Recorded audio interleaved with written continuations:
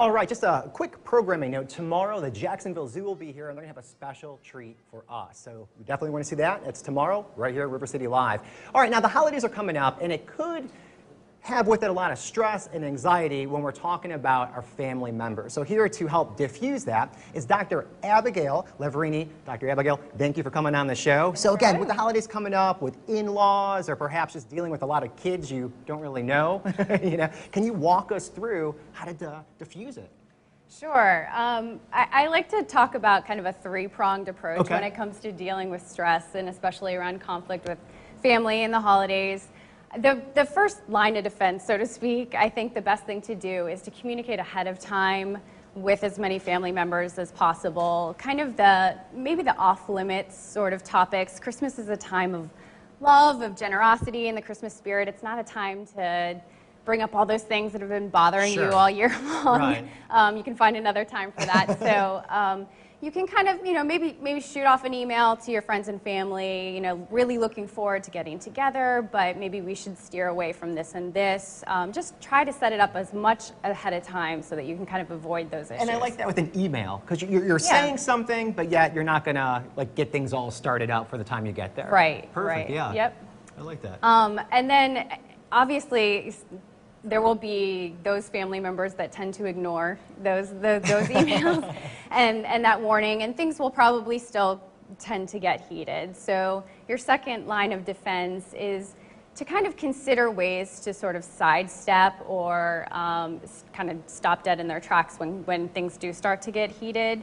So if your family member with the long ring finger starts to try to elevate things, you want to have ways to kind of shift the conversation. Like what would be an example of that? Well, if you which almost everybody I talk to has these days, seen the recent Saturday Night Live sketch about Adele and the family having the holiday dinner. Yeah, and they all break out into the song Hello, because there's like a common bond that everybody has. Right, they're talking about politics and religion, and it's getting really, really heated. So Adele is the one thing that brings them all together that they can agree on, right?